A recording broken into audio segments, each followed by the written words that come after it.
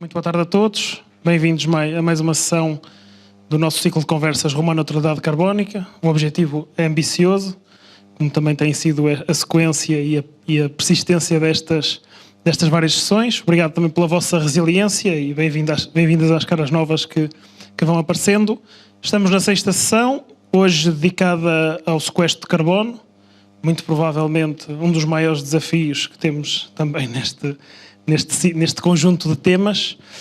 E para nos guiar nesta sessão, convidamos a doutora Marta Pinto, que é chefe de divisão da gestão ambiental da Câmara Municipal do Porto, e depois deixarei ela também a apresentação dos nossos convidados, a quem agradeço muito a presença. Portanto, uma boa sessão a todos. Muito obrigado. Muito bem.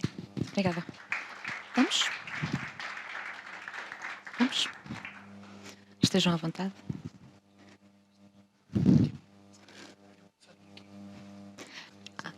Acha? Ok. Eu estava a evitar ficar sozinha. Muito boa tarde a todos. Antes de mais, queria agradecer a vossa presença e, em particular, a presença dos nossos convidados. Como o Daniel Freitas já disse, este é um tema, como todos os outros relacionados com as alterações climáticas, é um grande desafio e nós, de facto, partimos de um facto real. Nós temos, neste momento, uma concentração excessiva de carbono na atmosfera. Sabemos, ou pelo menos é cientificamente reconhecido, que esta concentração tem origem dominantemente humana. Sabemos que esta concentração de carbono contribui para um aumento, digamos, global da temperatura no nosso planeta, e é este aumento global de temperatura que tem depois impacto no delicado entramado que regula o sistema climático global. Portanto, o facto de haver um aquecimento não significa que nós vamos passar a estar sempre debaixo de calor, o que significa que este aquecimento vai influenciar os principais fatores que regulam o nosso clima, que é o ar, as correntes de ar, a atmosfera e os oceanos. Todo o nosso clima funciona como uma grande cinta, uma grande relação entre estes dois sistemas. E, portanto, ao estarmos a interferir no funcionamento dos sistemas... Desculpem.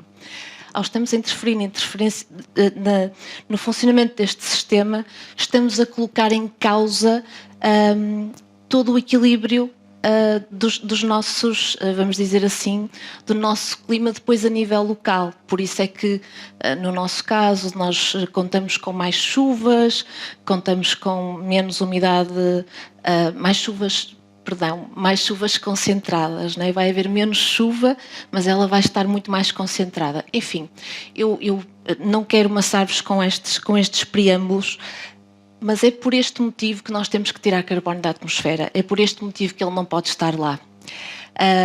Mas claro que temos que ser honestos. A principal forma de nós tirarmos carbono da atmosfera é não o colocarmos lá, é não emitirmos esse carbono.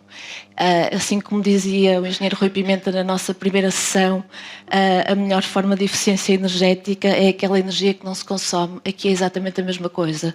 Aquilo que nós temos que fazer é trabalhar principalmente na componente da descarbonização, de não emitir o carbono. No entanto, sabemos que vamos sempre emiti-lo e, principalmente numa fase de transição, ele vai existir.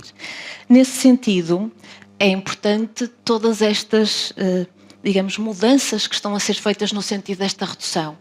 As alterações ao nível da mobilidade, as alterações ao nível do consumo de energia nos edifícios, as alterações mesmo na própria forma como as pessoas se alimentam, muitas vezes têm a ver com estas preocupações de termos uma vida com uma pegada carbónica menos intensa. Por exemplo, aqui no caso da cidade do Porto, nós assumimos o compromisso de atingir a neutralidade carbónica em 2030. mas estamos perfeitamente conscientes que não é à custa de sequestro que vamos chegar lá, é à custa principalmente da descarbonização. Portanto, estamos a apostar em descarbonizar 85% e tentar compensar os restantes 15% de carbono que ainda vamos ter que emitir. E mesmo assim, já vos posso dizer que estes 15% parecem ser, pelo menos neste momento, um grande desafio. Quando nós falamos em sequestro de carbono, em retirar carbono da atmosfera, geralmente surgem logo dois ramos que se complementam. Por um lado, temos as chamadas soluções de base natural, ou como diz a Isabel, as contribuições de base natural, porque são contribuições, não vão solucionar nada por si só.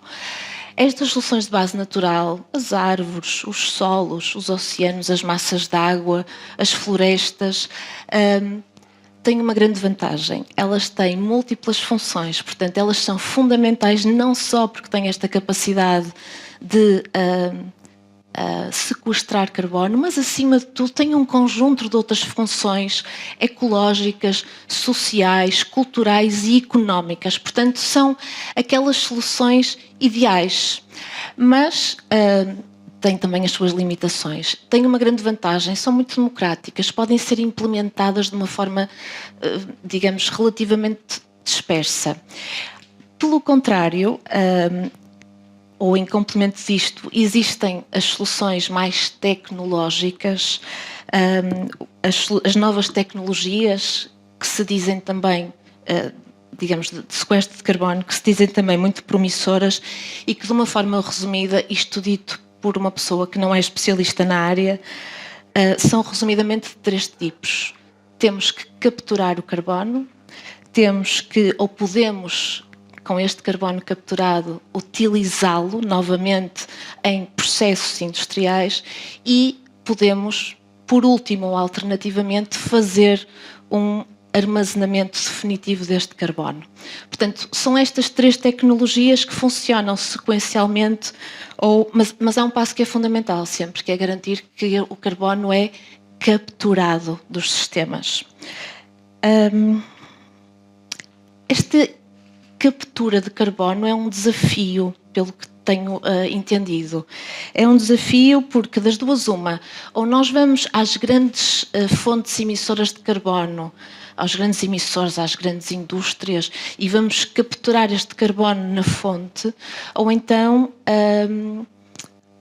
temos que capturá-lo em algum local, podemos capturá-lo, peço desculpa, a partir do ar, e temos que o concentrar, e temos que o transportar, temos que o transformar. E, portanto, há aqui um conjunto de desafios que, com certeza, depois poderemos falar um bocadinho melhor.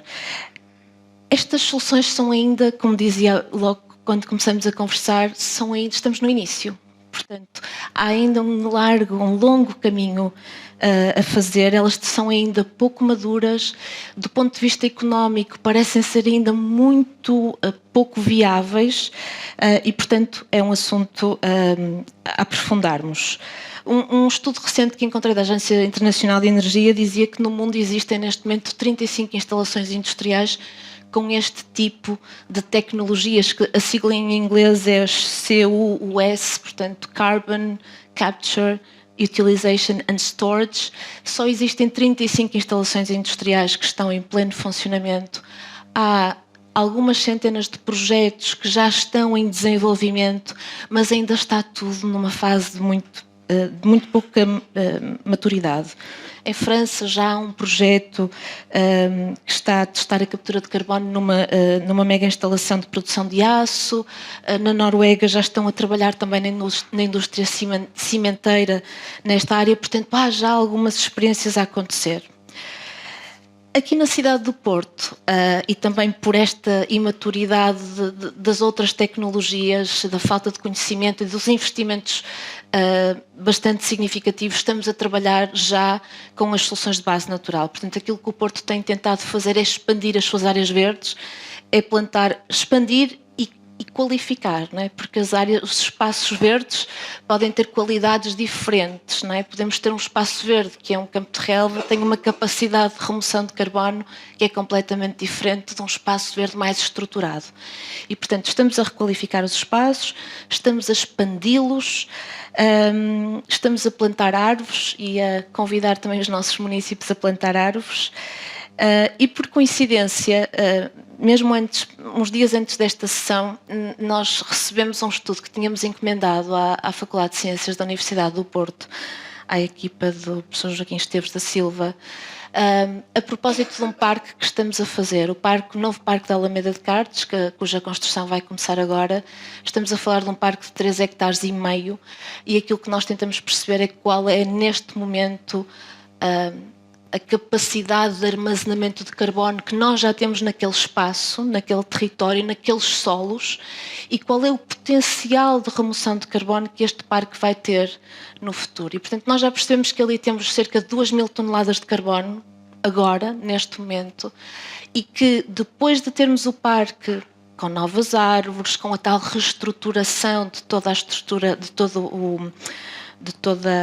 a vegetação, nós vamos ter a remoção anual de 28 toneladas de carbono, num parque de 3,8 hectares. Portanto, estamos também a tentar perceber um bocadinho melhor o que é que significa estas intervenções que vamos fazendo. Para não me estender mais, só queria deixar bem claro que nós temos consciência que ainda temos muito que aprender e muito que fazer nestas áreas, e por isso é que trouxemos à conversa os nossos convidados de hoje, que eu passo a apresentar. José Paulo Silva é diretor da Porto Ambiente, do grupo Veolia.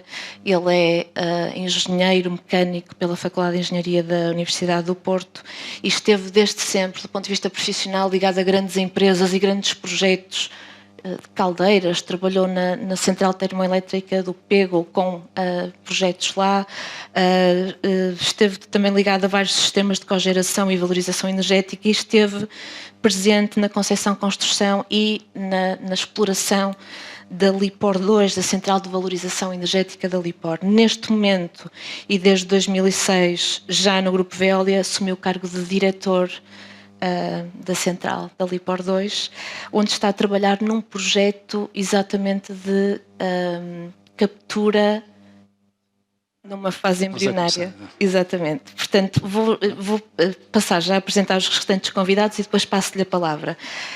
Isabel Sousa Pinto, que eu vou apresentar já, não se quer juntar aqui a mim, para verem. É doutorada em Biologia Marinha, é professora na Faculdade de Ciências da Universidade do Porto e é líder de projetos, team leader no CIMAR, no Centro Interdisciplinar de Investigação Marinha e Ambiental da Universidade do Porto. É líder de um projeto que nos chamou muita atenção, que se chama Blue Forests, sobre carbono azul, sobre a utilização dos oceanos para sequestro de carbono. E, portanto, ela vem hoje falar-nos sobre o potencial dos oceanos no sequestro de carbono. Obrigada. E agora vou apresentar, por último, mas não menos importante, o João Gonçalo Soutinho. Ele é biólogo, é mestre em Biologia e é um dos jovens ativistas promissores do nosso país, desde muito cedo ligado a associações de defesa do ambiente, cofundou e é presidente da Verde, a Associação para a Conservação Integrada da Natureza, que, se não estou em erro, foi criada em 2021. E dentro dessa associação está focado nas árvores, principalmente, não só, mas principalmente nas árvores, num projeto que se chama Gigantes Verdes e cujo principal objetivo é, de facto, entender de que forma é que as árvores podem ser valorizadas, podem ser protegidas através da sua valorização. Este é exatamente o tema do seu doutoramento que está a acontecer neste momento e, portanto, o João vem-nos falar de árvores. Eu agora passava a palavra ao José Paulo Silva e convidava a Isabel e o João, se quiserem, a voltar. Ótimo. Para passar os slides, penso que é isto, não? Sim, não sei. Tem que ligar o microfone? Ou já... E eu acho que agora nos vão conduzir. Já está? É tudo. Muito boa tarde a todos. Em primeiro lugar, obrigado à organização pelo convite que foi formulado à Veolia. Vou procurar que esta apresentação esteja dentro dos 10 minutos que foram solicitados pela organização. E a apresentação, diríamos, vai se repartir em 3 partes. Uma primeira parte em que vamos falar rapidamente das atividades, dizer o que é o Grupo Veolia, as suas principais atividades, principais características. Depois, em segundo lugar, falar um pouquinho sobre a captura do CO2 em geral, temos tecnologias, etc. E depois, em terceiro lugar e por fim, sobre o tal projeto embrionário que estamos a tentar avançar na central de valorização energética da LIPOR 2 em termos de captura de CO2. Portanto, falando muito rapidamente do Grupo Veolia, portanto, o Grupo Veolia tem como propósito principal, portanto, a transformação ecológica. Vamos começar por ver um pequeno vídeo, rapidamente, sobre o grupo.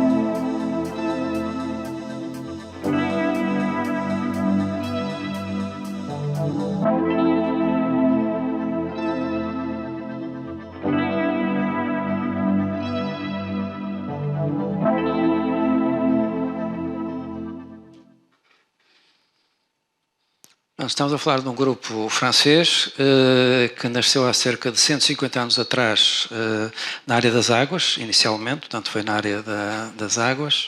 Portanto há aqui um longo historial e experiência acumulada. Ao todo, neste momento, portanto, somos mais de 200 mil colaboradores nos 5 continentes.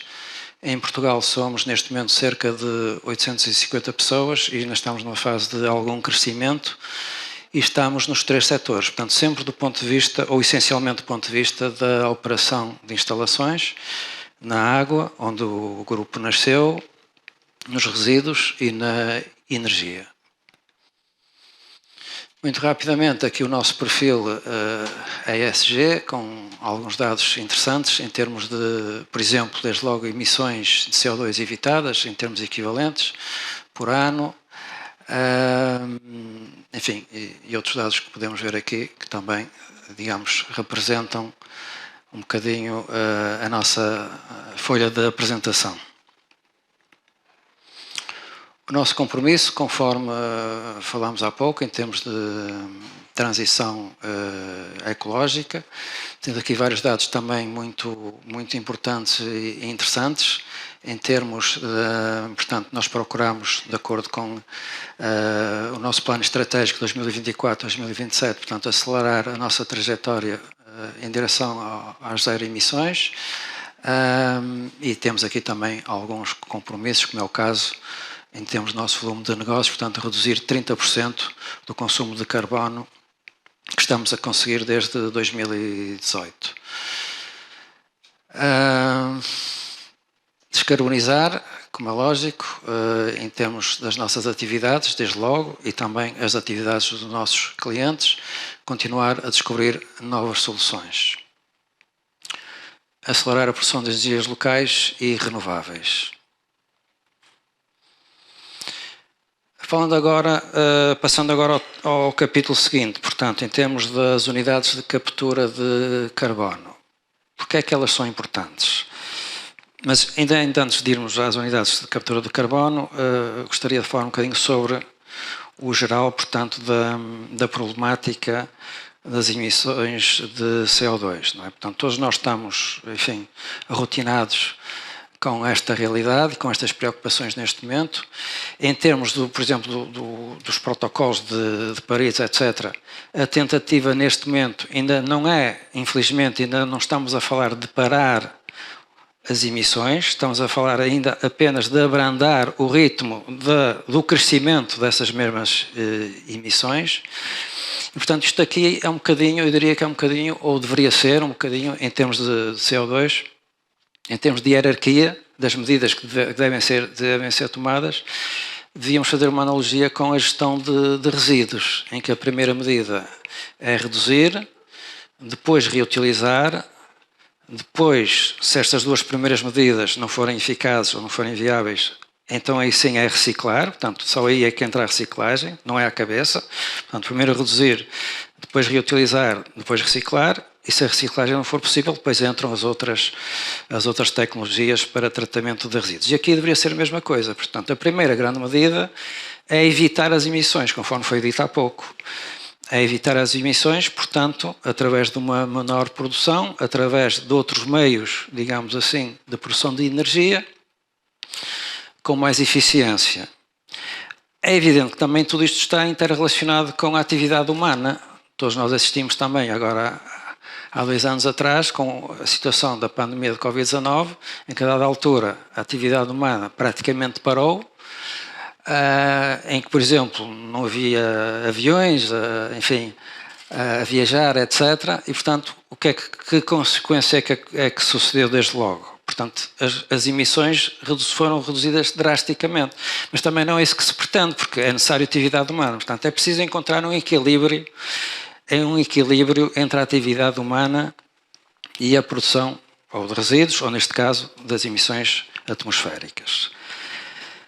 Não sendo possível, digamos, encontrar esse equilíbrio, e não é fácil encontrar esse equilíbrio, aí sim deve entrar, portanto, um processo de captura de CO2. Mas, portanto, do ponto de vista desta hierarquia, desde logo. Por outro lado, nós estamos a viver, como referi há pouco, ainda um estado de emergência climática, porque não se está a conter a redução das emissões, está-se a abrandar o ritmo da aceleração, isso não é suficiente e, portanto, neste paradigma atual, que infelizmente está a acontecer ainda, aí as unidades de captura de carbono podem e devem ter um papel importante, porque, efetivamente, ao capturar o carbono, vão dar uma grande ajuda para além de reduzir, portanto, a aceleração das emissões, da produção das emissões, vão também, digamos, retirar emissões à própria atmosfera.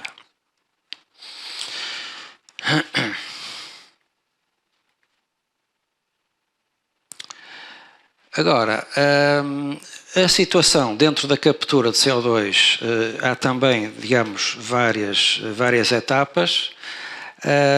Conforme referido há pouco, uma das hipóteses, e constitui, digamos, a situação também a mais virtuosa, chamemos assim, é ir à atmosfera e começar por captar o CO2 da atmosfera. E já existe tecnologia para o efeito.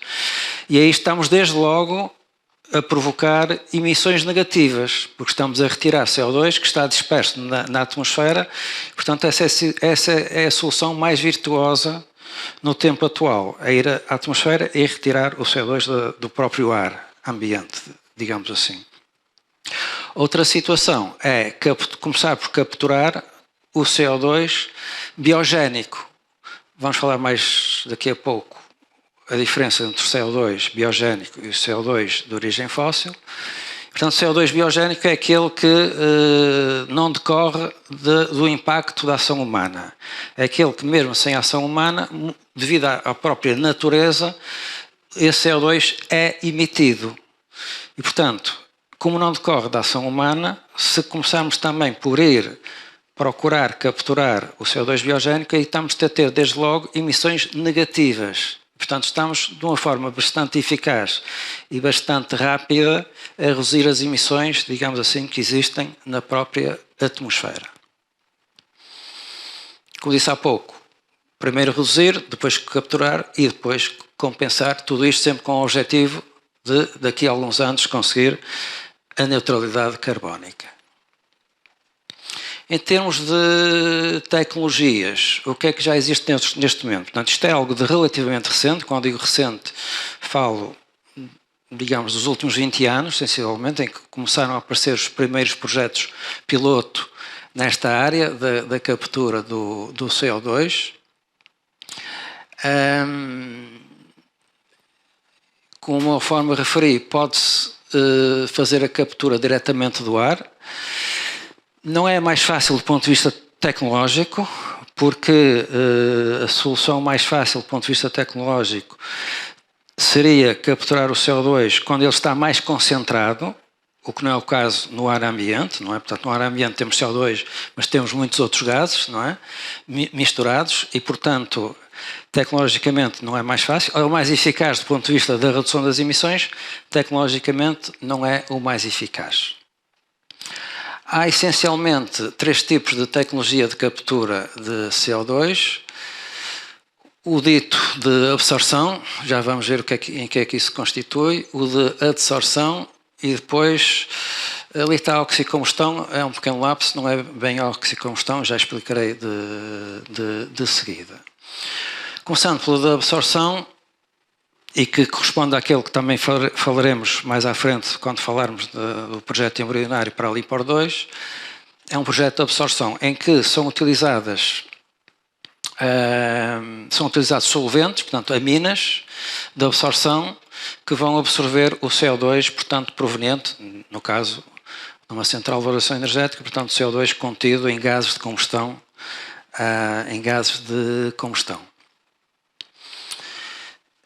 A absorção funciona, para tentarmos distinguir do processo de adsorção, a absorção é aquilo que corresponde, por exemplo, àquele exemplo que todos nós podemos percepcionar, quando temos um líquido e uma esponja. Portanto, a esponja vai absorver esse líquido fica contido, portanto, dá-se a absorção desse líquido daquele material.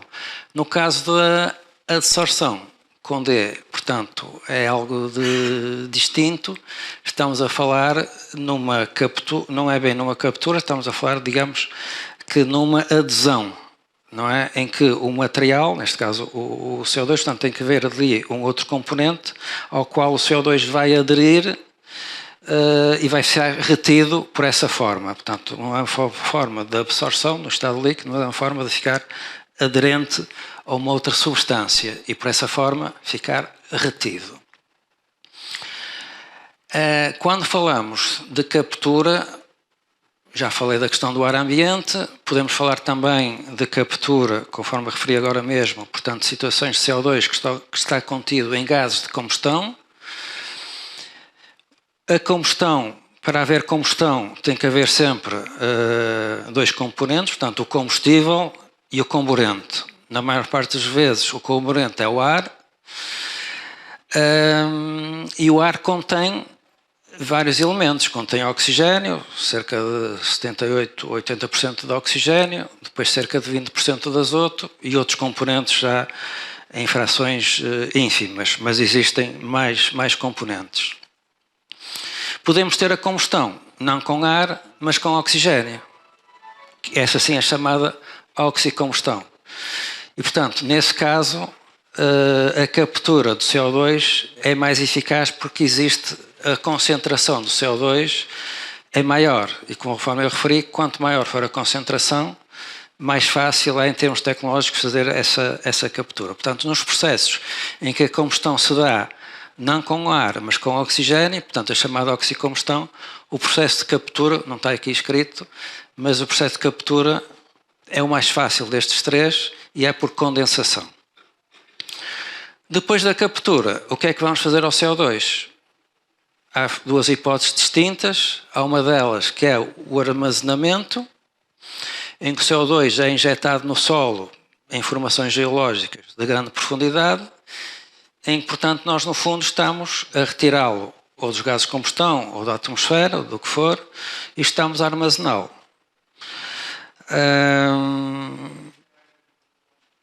Em princípio, é um processo seguro, de acordo com a tecnologia já comprovada, portanto, relativamente recente, ainda estamos numa fase, os primeiros projetos pilotos tiveram lugar, enfim, há 20 anos esta parte, já existem cerca de 30 unidades à escala industrial em todo o mundo, mas 30 unidades industriais à escala mundial ainda é um número bastante escasso no tempo presente.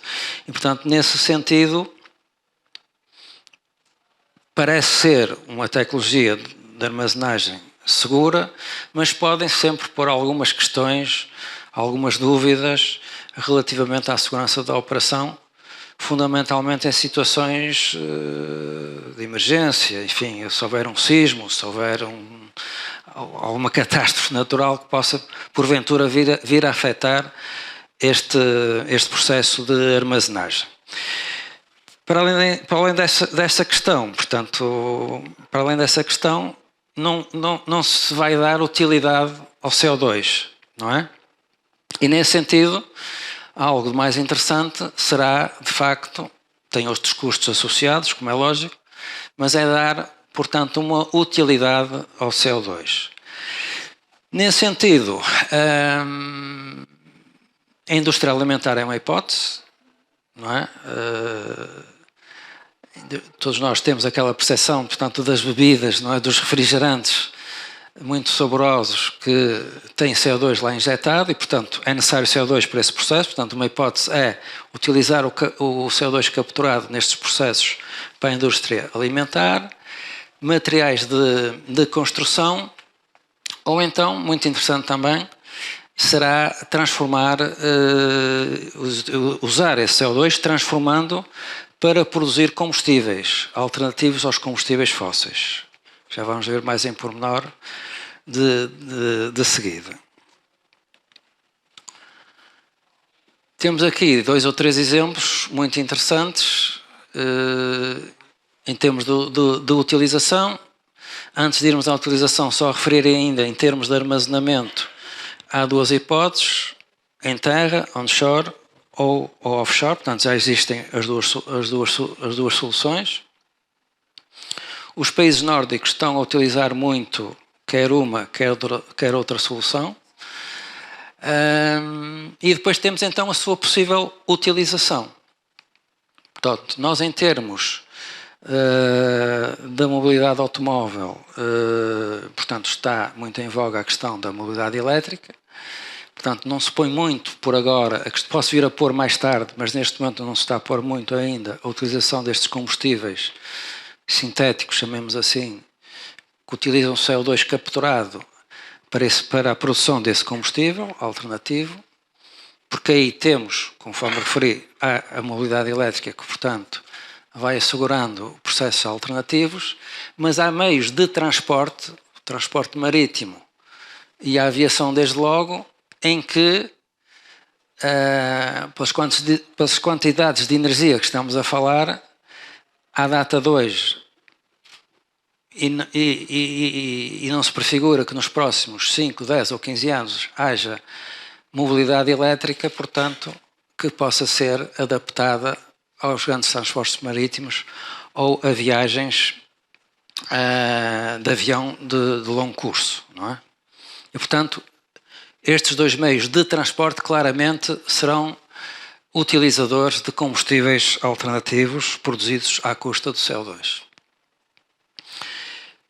Voltando muito rapidamente ao grupo Veolia, nós temos a funcionar já há 1 ano esta parte, sensivelmente, na Índia, portanto, numa indústria ligada à siderurgia, portanto, produção de aço. Temos um projeto meio piloto, meio industrial, portanto, está a meio caminho entre as 2 possibilidades, mas ainda assim estamos a falar, é um projeto muito interessante e que funciona, mas estamos a falar, portanto, de uma quantidade de CO2 capturado ainda relativamente pequena, sobretudo se compararmos com aquilo que vamos falar mais à frente sobre o projeto da LIPOR 2.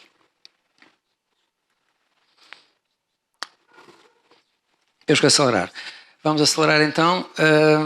Em termos agora da valorização da atividade ou do setor da valorização energética de resíduos. Portanto, como é o caso da central da Lipor 2, a central, portanto, estamos a falar, tem duas linhas, muito rapidamente, duas linhas de incineração, em que os resíduos são incinerados a altas temperaturas. O processo emite gases de combustão, há uma chaminé. Nessa chaminé, portanto, temos emissões de CO2 e de outros parâmetros também. Falando de CO2, está tipificado, de resto nós estamos neste momento a terminar uma campanha para aferir a percentagem de CO2 biogénico que é emitido na central específica, nesta central especificamente, mas há estudos já, nomeadamente em França. A França é um país que tem mais de uma centena de centrais em funcionamento deste género e tipicamente cerca de 60% é de origem biogénica e 40% é de origem fóssil. Portanto, podemos aproveitar perfeitamente a fração biogénica para a produção de combustíveis sintéticos, digamos assim.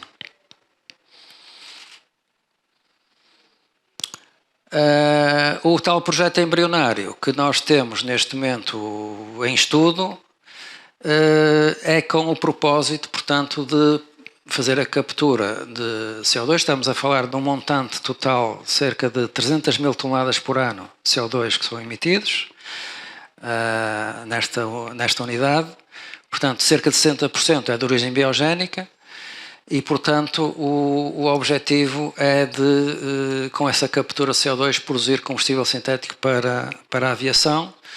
E agora podemos ver nesta imagem final como é que isto pode ser conseguido. Portanto, a unidade produz, emite CO2, uma captura de CO2 pela tecnologia de absorção através de minas.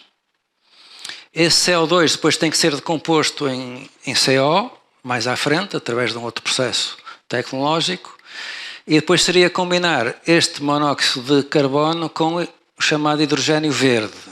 O hidrogênio verde é aquele que decorre da eletrólise da água, que é um consumidor de energia elétrica, e para ser classificado como hidrogênio verde, a energia elétrica que é, digamos assim, utilizada no processo de eletrólise tem que ser de origem renovável.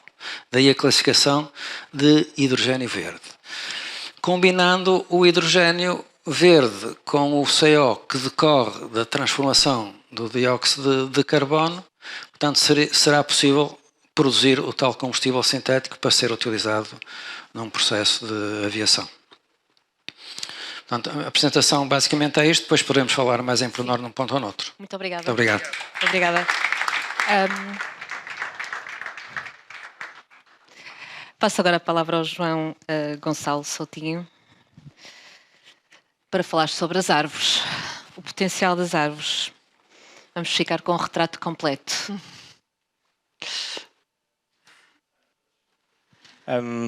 Então, eu sou biólogo, puro e duro, e sou esta formiguinha aqui à beira desta gigante.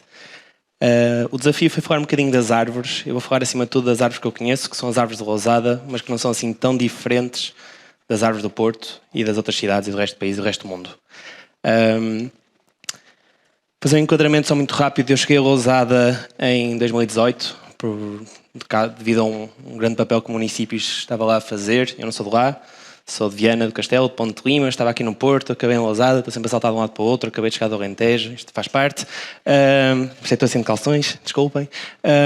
Mas Lousada está aqui muito perto e tem uma matriz muito heterogénea, onde a parte urbana, agrícola, florestal está toda misturada, é uma salgalhada e tem muitos problemas de gestão de território e em que as árvores fazem parte disso. Só um enquadramento muito rápido do que é que tem acontecido. Em 2013 houve eleições, entrou no atual vereador do Ambiente e começou a criação de uma estratégia em que se pretendia trabalhar com o património natural local para salvaguardar e melhorar a comunidade. Um dos primeiros projetos foi mesmo de inventariação da fauna e da flora, saber que existe, porque sem isto não conseguimos fazer nada. Isto aplica-se à vida, mas pode-se aplicar a tudo o resto. E daqui nasceu um conjunto de atuações, desde projetos de educação ambiental para escolas, famílias, idosos, etc. E em 2018 chegou aqui o meu projeto, que é o Gigantes Verdes, está ali no cantinho. Veio de um pequeno fundo que o município fez, que eu me candidatei, fui lá parar e ainda lá estou. Evoluiu muita coisa, surgiram um monte de outros projetos, mas os Gigantes Verdes, a ideia foi, de uma forma muito simples, saber onde é que estão as árvores de grande porte. Com grande porte dizemos árvores que têm 1,5 m de perímetro à altura do peito. De uma forma mais simples, uma árvore que uma pessoa adulta não consegue abraçar. Por isso, se tiverem dúvidas, vão lá dar um abraço. E a ideia foi compreender onde é que estas árvores estão, que papel é que elas têm para a biodiversidade. Eu sou biólogo, é isto que me interessa.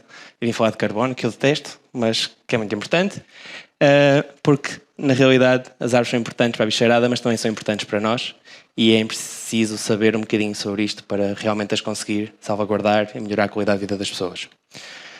Temos cerca de 7.400 gigantes verdes em Lousada, em cada pontinho e triângulo que está aqui no mapa, das quais 4.000 estão medidas, as outras ainda não estão, e muitas delas podem ser protegidas a nível local, e que também não estão. Isto são só gigantes. Se falarmos das árvores mais pequenas, são mais algumas. O enquadramento, o Porto tem 65.000 árvores públicas identificadas. Na realidade devem ser muito mais se entrarmos para a propriedade privada. Aqui falamos de público-privado, não interessa, desde que sejam grandes. E percebemos que importância cada árvore tem. Isto é uma pequena imagem que saiu na National Geographic no final de 2020, em que demonstra um bocadinho o trabalho que foi feito para compreender como é que cada árvore é importante para a vida que a rodeia. Utilizámos uma coisa engraçada que são os microhabitats, que são estruturas que as árvores têm e que a vida necessita delas para sobreviver. Não sei se está aqui alguém da avaliação fitossanitária das árvores, é exatamente isto que se procura para dizer que as árvores têm de ser cortadas. Isto é um meio-meio, a vida aproveita-se de umas coisas das outras, há reciclagem também de tudo e a natureza vive disto e é importante ir avaliando e compreendendo o que é que vai acontecendo. Mas uma cavidade, como vemos com um risco, na realidade é um abrigo para muitos seres vivos. O que percebemos, na minha altura, na minha tese de mestrado, fiz um pequeno estudo só para compreender que árvores são mais importantes para a biodiversidade e compreendemos de uma forma muito rápida que o carvalho, alvarinho, na região, é a árvore mais importante e que basicamente usamos como referência ali nos 100%, e uma árvore com a mesma dimensão, mas de outras espécies, por exemplo um plátano, um eucalipto ou um chopo, só tem cerca de 60% da mesma vida que um carvalho tem, com a mesma dimensão. Isto foi interessante, porque nos ajuda a perceber que as árvores não são todas iguais, algumas são mais importantes que as outras, mas a segunda grande conclusão foi que as árvores, à medida que vão crescendo, vão também tendo mais microhabitats e mais vida associada.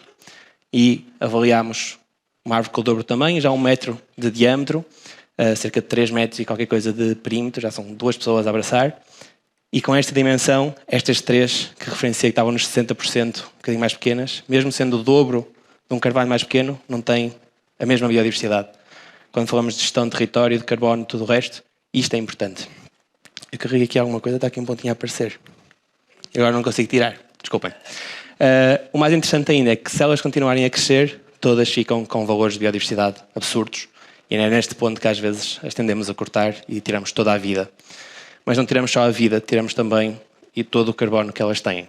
Em média, cada uma destas gigantes verdes tem 1,3 toneladas de carbono, convertido para CO2 são quase 5 toneladas. Isto é o equivalente a um ano de cada um de nós no dia a dia. Ou seja, a nossa pegada como indivíduos em Portugal é cerca de 5 toneladas ao ano. É o mesmo que uma árvore tem em si. É como se tivéssemos... Cada ano nós estamos a cortar cada um de nós uma árvore. O importante ainda é que, à medida que elas se mantêm por cá, não só mantêm este carbono em si, como ajudam a sequestrar ou retirar mais da atmosfera todos os anos. Está à volta de 150 kg de CO2. Não é muito, mas é alguma coisa. Mas ajudam também a reter água. Ainda agora estamos a falar dos problemas que estamos a ter. Ajudam a infiltrá-la nos solos, tiram poluentes do ar e, como disse, também ajudam a biodiversidade e cada árvore tem, em média, 8 microhabitats. Quando eu vos digo 5 toneladas ou 1,5 toneladas, 150 kg, isto não é nada, porque não temos comparação. E por isso nós fizemos um pequeno estudo para comparar. E na realidade, cada um destes adultos tem 68 vezes mais carbono em si do que uma árvore que plantámos há 10 anos atrás. Quando é que começou as 100 mil árvores do Porto? Marta? 2011. Se calhar algumas já estão com 10 anos. Mas mesmo assim estão muito longe do que estas grandes já têm. Nós temos a tendência de plantar árvores, e é muito importante plantar árvores, mas se não preocuparmos com as que já existem, podemos plantar 1000, 2000, 3000 e apenas abater uma leva todo o carbono e balançamos a coisa. O engraçado ainda é perceber que 1 ano de sequestros gigantes é equivalente aos primeiros 15 anos do mar que acabámos de plantar. Por isso, temos de pensar cumulativo, e são apenas números, são os números de Lousada, devem ser muito parecidos por aqui, mas que nos ajudam a pôr as coisas em perspectiva. De que se não preservarmos o baseline que conhecemos neste momento e não mantivermos por cá, não só continuamos a emitir, como estamos a reduzir o sequestro potencial atual e não no futuro. Um bocadinho trabalhar nas duas vertentes. Para terem uma noção, em Lousada, das 7.400 gigantes e dos 370 hectares de floresta nativa que existiam em 2018, mais de 560 foram cortadas até agora e 22 hectares de floresta nativa desapareceram. Mais ou menos 1,5%, 2% ao ano, de forma contínua. Isto é assustador. E sabemos porquê? Transformação de solo, alterações de zonas florestais ou agrícolas para construção, novas estradas, indústrias, etc. Ou simplesmente os proprietários que as cortam para aquecerem as suas próprias casas. Por isso, as grandes indústrias de energia podem ter aqui um grande papel, a conversão da energia pode realmente mudar alguma coisa. Apenas 11% das árvores morrem de forma natural. Tudo o resto vem de nós. Na floresta nativa, apenas 1% é morte natural e incluímos aqui os incêndios, que é dúvio, não é? Temos as questões de segurança, faixas de gestão de combustível, árvores que estão em risco de cair em cima das pessoas, claro que sim, mas isto é assustador. Isto acontece em Lousada, acontece em todo o país, simplesmente não há informação. Acontece em Lousada, apenas 20% destas árvores são públicas e 80% delas são privadas. Aqui se calhar deve ser 50-50, não sabemos. E então, para salvaguardar tudo isto, só falar um bocadinho o que é que nós fazemos. Criámos um conselho consultivo na pandemia, tudo isto em nome do município, juntámos algumas entidades interessantes, sentámos à mesa, à volta das gigantes, e tentámos discutir algumas ideias para salvaguardar estas árvores e mudar um bocadinho estas perspectivas. E basicamente saímos com as ideias que toda a gente ia sair de cima da mesa. Temos de envolver as pessoas, sempre, mostrar que estas árvores podem valer alguma coisa enquanto são vivas. Como vimos, os dois principais fatores, transformação de solo, aumenta o valor do metro quadrado. Segundo, vendemos a lenha por aí dura, mais fácil. É uma questão de dinheiro, é uma questão de incentivos, é uma questão de pessoas perceberem que isto é importante e que lhes vale alguma coisa na carteira ao final do dia e não nas próximas gerações. Que devemos não só preservar o que existe e restaurar e regenerar a paisagem, devemos reconhecer os proprietários, deve haver leis que ajudem a balizar algumas coisas, mas que não devem ser a única solução, e que todas estas ideias são muito giras, mas que uma entidade pública como o município de Lousada não teria capacidade de a longo prazo implementar, manter e continuar a fazer tudo isto. Então criámos a Verde, que é uma associação ambiental em 2021, pós-pandemia, que implementa um monte de coisas, mas uma delas é o Carbono Biodiverso, que é um projeto de compensação de empresas ou cidadãos, que basicamente mediamos um processo entre estas pessoas, entidades que querem compensar, e os proprietários têm os terrenos que podem receber dinheiro para os gerir de forma correta e manter as árvores como estão. Foi também criado um regulamento municipal de gestão do arvoredo, para as árvores públicas, mas que entrou também no privado, 7 meses antes da lei nacional que trouxe esta questão. Não vou entrar muito por aqui. Hoje em dia também há uma lei que já passou o processo de discussão sobre os mercados voluntários de carbono, ou seja, isto vai ser uma realidade muito em breve a nível nacional, a questão da compensação. Mas o nosso regulamento foi interessante e fomos buscar alguns exemplos, fomos buscar um bocadinho saber o que estava a acontecer e trouxemos as melhores práticas possíveis. 7 meses depois nasceu uma lei que nos disse exatamente o que é que devíamos estar a fazer, então foi um bocado de trabalho em vão. Mas lançámos também um livro há 3 semanas e depois tenho todo o gosto em partilhar, em que identificámos 60 das maiores árvores, as mais interessantes árvores para as pessoas as conhecerem, e este livro tem uma rota de visitação que qualquer pessoa pode ver e basicamente isto é o que acontece lá dentro, é um pequeno cartão de identidade a falar de cada uma das árvores. O livro está à venda pelo município de Lousada, tenho todo o gosto depois em partilhar a informação, para isto são as fotos de lançamento, há aqui o e-mail caso tenham interesse, custa 20 euros, é um pequeno calhamaço de 200 páginas, perfeito para pôr na mesa de café lá em casa. E a Verde nasceu para não só fazer isto, mas também para juntar um monte de malta. Eu sou quase o único biólogo da equipa, mas temos gestores, comunicadores, designers, artistas, porque o nosso objetivo é lidar com as pessoas e não o fazemos só soubermos falar das árvores. Fizemos um concurso de árvore do ano de Lousada, mal nasceu a associação e simplesmente nós selecionámos um conjunto de árvores e pedimos votação. Neste momento temos um concurso em que temos prémios para dar aos proprietários e ninguém se candidata. Para verem quão isto é engraçado, que as pessoas nem elas valorizam as próprias árvores. Está quase. E até é um prémio mais ou menos aceitável. 400 € para manter a árvore como está, para tirar umas fotos. Mas pronto, temos o voluntariado ambiental em curso, tanto local como pessoas de fora, que podem vir passar algumas semanas, temos alojamento para eles ficarem e aprenderem um bocadinho connosco.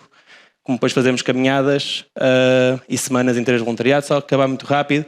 E depois temos o carbono, que é uma coisa muito simples. As empresas ou os cidadãos querem compensar ou investir em projetos de natureza e nós mediamos o processo com proprietários através de contratos de cogestão ou de aluguer das suas propriedades. Basicamente o que fazemos é contratos de 10 anos, onde efetuamos pagamentos por cada gigante, mas fazemos também ações de plantação nas suas próprias propriedades e ajudamos a manter durante a duração do contrato. E estas duas ações é o que permite compensar a pegada das empresas, ou seja, é um pequeno ciclo, que nós temos aqui um papel de lidar com grandes empresas e lidar com proprietários que são, se calhar, a coisa mais complicada, são dores de cabeça contínuas. Dividimos um bocadinho isto, vai quase tudo para as árvores, desculpem, eu vou acelerar, mas pronto, depois fazemos umas caminhadas diferentes, já fizemos cá no Porto, isto é um convite, próximo dia 1 de julho vamos ter uma caminhada no Mosteiro de Tibães em Braga, já estivemos no Porto, devemos voltar em breve, e vamos ter um pequeno workshop com a Raquel Chaves do Blueberry Lab, que é um workshop de cianotopia, que usamos a luz do sol para fazer um pequeno herbário no meio da caminhada com folhas das gigantes que vamos conhecer. E por aí, pronto, é isto. Obrigado. Qualquer questão, também ficam aqui os contactos, mas acho que temos a oportunidade também a seguir. Sim. Obrigado. Obrigada. Obrigada, João. Obrigada pela pontualidade e pela partilha da experiência que tens tido. Eu agora chamava Isabel Sousa Pinto para nos falar sobre o potencial dos nossos oceanos na remoção, no sequestro, desculpe. Estava aqui já. Ora bem, eu queria começar também por agradecer o convite para estar aqui e vou, portanto, rapidamente, eu também vou andar assim aceleradinha para pôr aqui algumas pistas, porque isto é uma coisa que ainda está também, se nós falamos aqui coisas que temos um conhecimento pequeno, isto ainda está tudo muito em estudo. E, portanto, eu queria falar um bocadinho sobre as contribuições do oceano para combater as alterações climáticas, mas é claro que aqui focar-me no sequestro de carbono. Portanto, o que acontece é que os oceanos já contribuíram muito para, digamos assim, para nos manter, para nós não estarmos ainda pior do que poderíamos estar, porque já absorveu cerca, calcula-se, de 90% do calor gerado pela acumulação do CO2 na atmosfera e absorve cerca de 25% a 30% do CO2 emitido anualmente. Isto que leva é que o oceano aumenta muito a temperatura, aumenta a acidificação, portanto fica mais ácido. Isto tem como consequência também um aumento uma perda de oxigênio que pode ser dramática e também a subida do nível da água, etc. E também os ecossistemas que vivem no oceano estão realmente a sofrer um impacto muito grande, a ser alterados, alguns a morrer, e isto também tem efeitos diretos sobre nós, por exemplo, em questões das pescas. Isto aqui são imagens de há uns dias atrás, que houve realmente uma anomalia enorme de temperatura aqui no Oceano Atlântico. Estas zonas mais escuras são 5 graus superiores à média dos últimos anos, e isso, claro que isto são também notícias recentes sobre efeitos catastróficos em vários ecossistemas. Isto são coisas à volta do mundo. Mas o oceano também pode ser uma solução, ou não é a solução, pode contribuir com soluções realmente para estes problemas das alterações climáticas. Isto foi um estudo que foi encomendado por uma associação que é de vários governos a nível mundial, em que está o nosso incluído, também formaram um painel para encomendam estudos, esperemos para depois os utilizar, sobre o oceano e a sua contribuição para a sociedade, e encomendaram este estudo sobre quais seriam as contribuições do oceano para, digamos assim, as alterações climáticas. E temos aqui isto, ora bem, aqui. portanto, eles chegaram à conclusão que 21% do esforço que teria que ser feito para atingirmos o 1,5 só de aumento de temperatura poderia ser, de alguma forma, vir do oceano com as energias renováveis oceânicas, com, digamos assim, mudanças no transporte marítimo, com os tais ecossistemas, portanto, com estas soluções baseadas na natureza, com mudanças também na maneira como a gente faz a pesca e a aquacultura, e também com armazenamento do carbono no fundo do mar. Eu vou aqui falar só, neste caso, é uma coisa muito rápida, sobre aquilo que eu faço, que é, portanto, mais armazenamento dos ecossistemas marinhos e, portanto, com conservação e restauro, que é uma pequena contribuição neste momento. Portanto, o que é que acontece? Nós temos uma coisa que a gente chama a bomba biológica de carbono, que está a funcionar e que leva com que seres vivos que estão, portanto, que a maior parte são até unicelulares, que estão à superfície do oceano, retirem CO2, que vem da atmosfera e que depois é absorvido, que está no oceano, portanto, retiram este CO2 e fazem como as árvores e como todas as plantas, não é? Com água fazem matéria orgânica e, portanto, depois servem de alimento para toda a cadeia do oceano.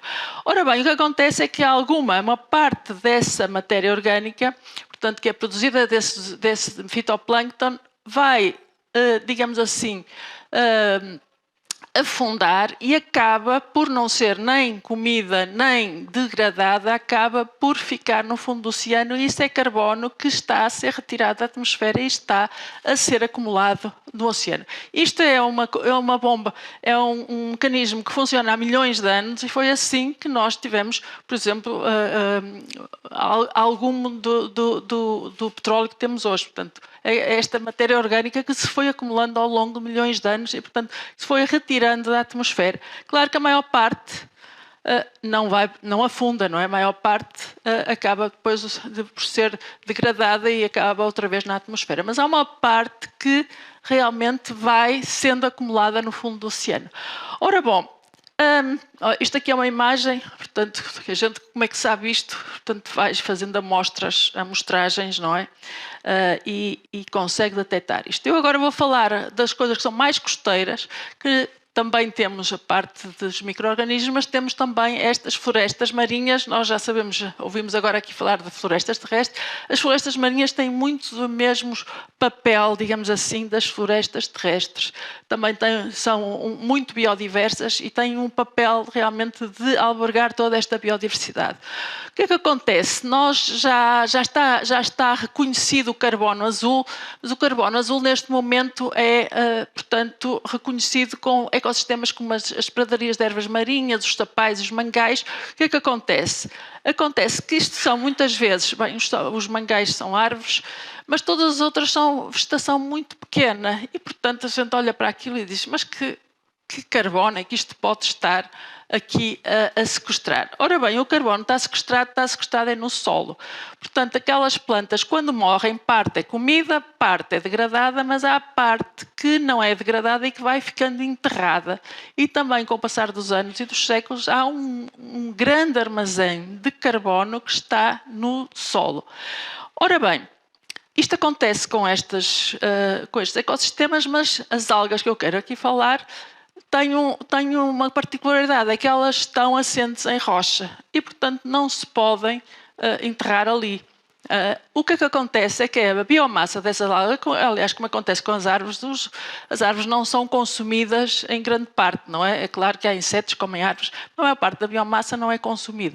Acontece mesmo com as algas, elas estão a habitar, a maior parte desta biomassa não é consumida. Ela, quando se desprende e quando morrem as algas, elas vão parar portanto, a vários sítios, podem ir parar à praia, quando a gente as vê começam a cheirar e parte daquela biomassa vai se degradar e o CO2 vai outra vez voltar para a atmosfera, mas há uma parte que vai para o mar e que, se vai alguma parte, vai ser também degradada e este CO2 também vai passar, mas há uma parte que se vai enterrar na plataforma ou mesmo que vai afundar a mais de 1000 metros e no mar determinou-se que qualquer biomassa abaixo dos 1000 metros vai demorar centenas de anos a milhares de anos a voltar à superfície e, portanto, considera-se que esse carbono foi sequestrado, mesmo que não esteja enterrado. Ora bem, o problema aqui o que é? Portanto, nós sabemos que há algas aqui, porque já fizemos com DNA, já fizemos temos muitas amostragens à volta do mundo. Claro que a gente ainda sabe muito pouco do fundo do oceano, como a gente ainda agora viu com o submarino, não é? E realmente detectar pequenos fragmentos orgânicos é difícil, mas fizeram-se muitas amostragens e nós sabemos que há muitas algas, realmente há muita biomassa que chega aqui. Agora, quanta, nós não fazemos ideia e é isso que tem dado agora origem a imensos estudos. Nós temos digamos que saber qual é a capacidade, portanto, qual é a produção aqui e que parte dela é que vai ser, digamos assim, é realmente um sequestro, porque a gente não tem, sabemos que elas retiram CO2 da atmosfera, mas o que é sequestrado, essa é a questão. Ora bem, nós temos, portanto, estas algas grandes, a gente chama isto de kelps, estas algas castanhas, toda a gente já viu isto na praia, e estas algas têm as mesmas funções que nós vimos das árvores, exatamente, sequestram carbono, produzem oxigênio, são produtores primários, e são realmente habitat para muitas espécies, são muito importantes mesmo para as espécies pesqueiras, porque muitos dos juvenis destas espécies têm que se proteger neste tipo de ecossistemas. Ora bem, isto por causa desse valor todo, já aqui há vários cálculos do valor económico que nós podemos conferir a estas florestas, mas ora o que acontece? Estas algas não são só úteis quando estão presas, portanto, quando estão vivas e presas no seu lugar na rocha. Mesmo quando se destacam, elas podem continuar, às vezes, durante muito tempo a viver à superfície, onde continuam a dar habitat a muitas espécies, a proporcionar alimento também, e também a limpar a água, que é uma coisa que eu me esqueci de referir, retiram o excesso de nutrientes e retiram também, se a água for suja, com metais pesados, etc., ela limpa também. Também podem ter à praia, que também serve de alimento para alguns animais, menos, e também pode ir para o fundo do mar, que também, além de afundar carbono, também serve de matéria orgânica para alimentar os animais que estão no fundo do mar. Mas aqui o que nos interessa saber é onde é que acaba esta biomassa. Portanto, isto agora, para os cálculos de carbono, o que nos interessa saber o que é que acontece a esta biomassa. E, portanto... portanto, isto aqui, só para dizer que nós temos... Isto encravou-me. Não é? Isto, parece que não quer mesmo mostrar aquele slide. Pronto, isto é uma ata de projetos, foi há um bocadinho ali mencionado um. São muitos projetos que nós temos neste momento a decorrer, que se focam nestas florestas e que muitos deles também se focam mesmo na parte. Portanto, nós estamos a fazer monitoração para saber exatamente o que é que temos e como é que varia anualmente e sazonalmente, etc. Para vermos o que é que está a acontecer. Na realidade, estas grandes florestas estão a regredir aqui em Portugal. Nós tínhamos até ao sul, neste momento, só temos realmente florestas. Não quer dizer que estas algas não existam, mas florestas só temos mesmo aqui na zona norte e temos tentado perceber porquê que isto aconteceu. Já sabemos que a temperatura é um fator, mas não é o único, porque estas algas conseguem viver às temperaturas que nós temos aqui. Isto também é uma tendência que a nível global não é universal, portanto há zonas em que há menos regressão do que outras, mas globalmente está também a regredir e portanto nós tentamos perceber porquê que a gente... O que é que interessa perceber porquê? Para ver se a gente pode fazer alguma coisa para impedir essa regressão, e o que nós temos estado a fazer é restaurar estas florestas. Portanto, estas florestas, há muito menos experiência de restaurar estas florestas que restaurar as florestas terrestres, como é evidente, mas nós temos já vários grupos aqui a trabalhar ao longo da costa portuguesa e temos vários projetos, aquele o Sea Forest que falou, o Sea Foresting, há muitos projetos neste momento, há alguns projetos em curso, em que nós temos, portanto, vamos repovoar áreas que costumavam ter estas florestas e para isso temos que fazer as plantas, vamos tentar vários substratos, etc., para as pôr no mar, para que elas deem origem a novas florestas. Isto aqui. E, portanto, estamos a tentar determinar exatamente para onde vai este carbono que ainda existe, as florestas que ainda existem, e onde poderá ir parar o carbono que das florestas que a gente está a plantar. Mas aqui as algas têm uma vantagem. Quanto tempo é que eu tenho? Já passou? Ok. A vantagem das algas em relação aos outros ecossistemas que eu falei, do carbono azul, é que nós podemos aumentar muito a sua produção. Não reflorestando, mas fazendo, como também se faz em terra, fazendo cultivos. E nós temos estado a ver como é que os cultivos comparam em termos de interesse com as florestas. Nós, nos últimos 70 anos, aumentamos 1000 vezes a produção. Portanto, a gente sabe como é que se faz. Não é uma coisa que a gente ainda tem que ver como é que vai fazer. Sabemos como é que se faz, são fotografias. Isto é na Ásia ainda, realmente onde se faz isto, mas nós sabemos como é que se faz. E, portanto, claro que as algas não são produzidas para o carbono, são produzidas, têm muitas utilizações, mas neste momento está em estudo como é que nós podemos usar este mecanismo de produção, portanto, não já de restauro, mas de cultivo, para aumentar a tal bomba de carbono do oceano e usar, portanto, aumentar realmente o sequestro de carbono com estas coisas. E isto pode ser feito de formas e, portanto,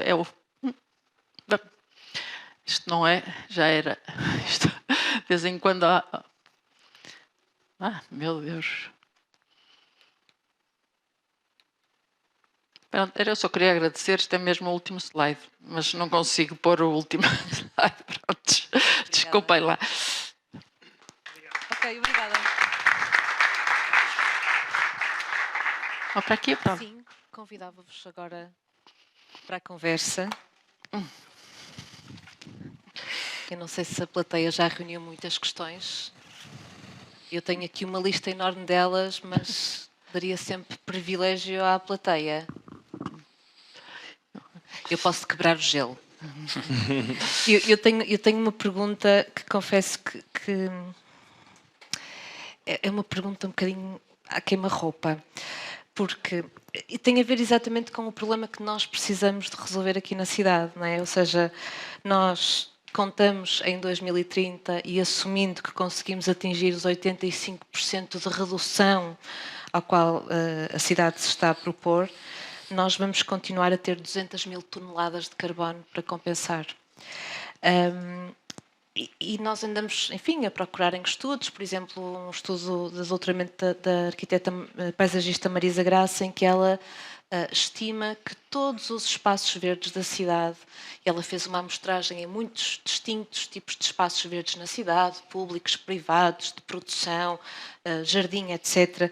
Em média, nós conseguimos, com todos os espaços verdes da cidade, sequestrar cerca de 1.230 toneladas de carbono por ano. Portanto, 2030, 200 mil toneladas para sequestrar. Os nossos espaços verdes todos só conseguem sequestrar 1.300 toneladas. Estimamos também quanto é que as nossas árvores públicas, as nossas 65 mil árvores, poderiam sequestrar, e estamos a falar de cerca de 3 mil toneladas. Portanto, somando tudo, nós com as soluções de base natural que temos neste momento disponíveis e com números, enfim, relativamente grossos, não conseguimos compensar 2% das emissões que precisávamos. E a pergunta que vos queria colocar é como é que nós poderíamos incrementar, e a todos, na verdade, é uma pergunta transversal, como é que nós poderíamos incrementar quer os nossos, digamos, esta capacidade de sequestro, quer através da melhoria dos nossos sistemas naturais, quer através das tecnologias, vamos dizer assim, humanas. Estou a separar entre as tecnologias naturais e humanas. Enfim, é a pergunta, sim, é a pergunta do milhão que nós gostávamos que nos ajudassem a responder. Ninguém quer responder. porque é o nosso grande desafio. Não, aliás, como falámos no início, eu não sei neste momento se a cidade do Porto tem algum território marítimo, não é? Para poder fazer lá coisas. Porque, na realidade, estas soluções que estão, digamos, não há nenhum cálculo feito e realmente depende da área, não é? Porque a costa é relativamente uma área, mas há já metodologias de fazer estes cálculos, não é? Do que é que se poderia fazer e, claro, que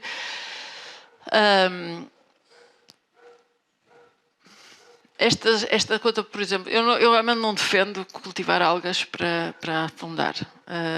Isto está a ser testado também do ponto de vista,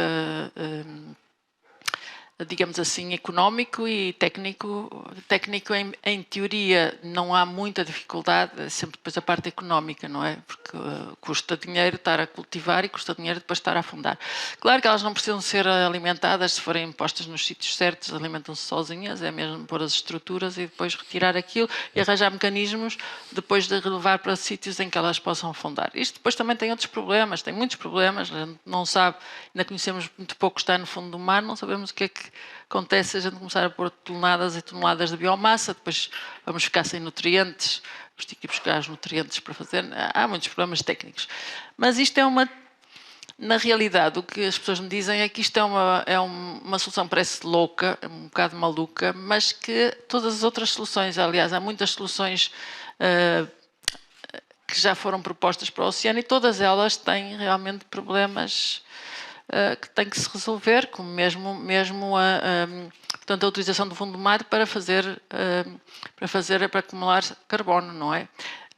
Nós sabemos que o mar já está a acidificar por causa de ter mais carbono, que se a gente começa a injetar carbono, quer dizer, aquela parte do fundo do mar que a gente nem sabe ainda que lá está, fica completamente ácida, não é? Portanto, todas as tecnologias, todas as ideias e todas as coisas que são feitas em grande escala vão ter impactos e vão ter custos.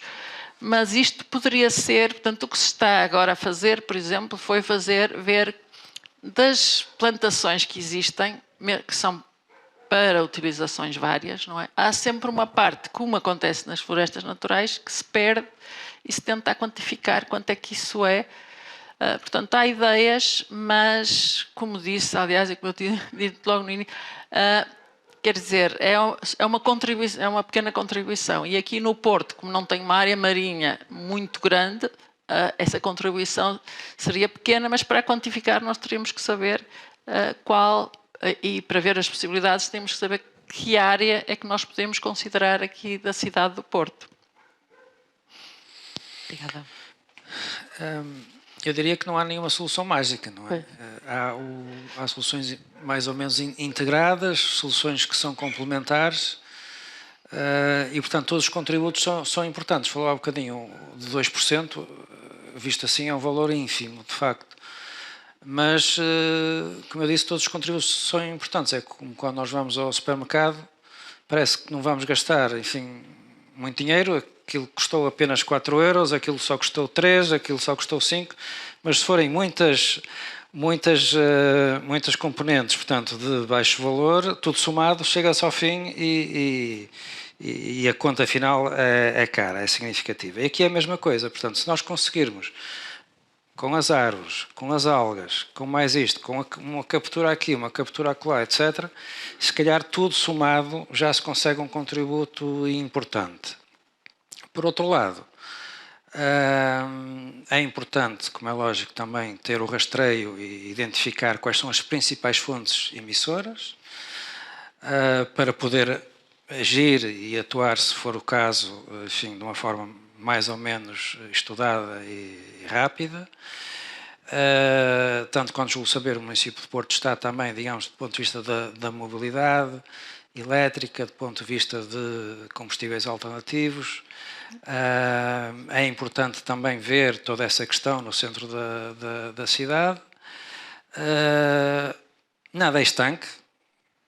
Não há aqui nenhuma fronteira física que diga que as emissões, portanto, que são produzidas na cidade de Porto estão confinadas a este espaço. Portanto, tudo isto está interligado e, portanto, também desse ponto de vista tem que haver, digamos, massa crítica para haver uma solução mais abrangente. Portanto, nada é estanque. Quando falamos do Porto, é a cidade do Porto, mas é também a região do Grande Porto, não é? E, portanto, tudo isto acaba por estar interligado e, portanto, também aí tem que haver massa crítica entre as várias entidades para haver parcerias e para haver soluções integradas. É a nossa perspectiva, não é? Muito bem.